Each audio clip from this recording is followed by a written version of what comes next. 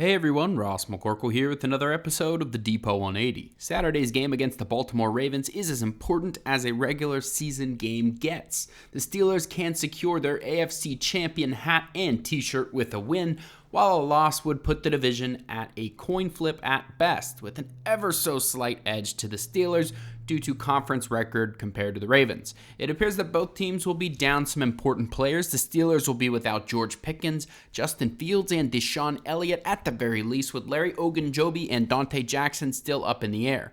Fortunately, TJ Watt didn't have an injury designation for Saturday after his ankle was rolled last week, so he is good to go. The Steelers have had some pretty big struggles without Watt in the past, so it's great that he can go, even if on a pitch count of sorts.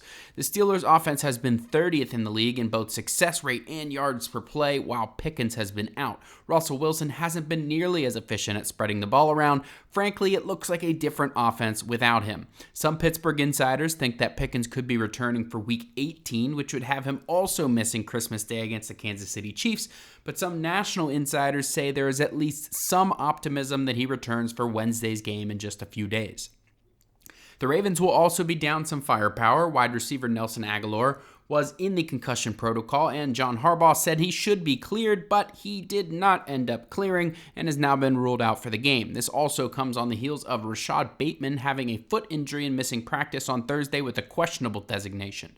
Reports indicate it wasn't as serious of a foot injury as initially feared, but we will see if that means he plays on Saturday. He was initially limited on Wednesday with an ankle injury before failing to practice on Thursday with a foot. He was then seen in a walking boot after practice. Lamar Jackson has never played in front of a home crowd against the Steelers. His only home game against Pittsburgh was during COVID without crowds. Will that have an impact? What about his lack of weapons in the passing game if Bateman isn't able to go? The Steelers have had his number, so that part can't help. The Ravens waived former Steelers wide receiver Diontae Johnson after the relationship reportedly reached a point of no return. They had suspended him and then excused him from team activities this week. Waiver claims will process on Monday, but I wouldn't expect the Steelers to be among those. Let me know how you enjoyed the video on Twitter at Ross_McCorkle, and as always, visit SteelersDepot.com for your latest and greatest Steelers breaking news and analysis.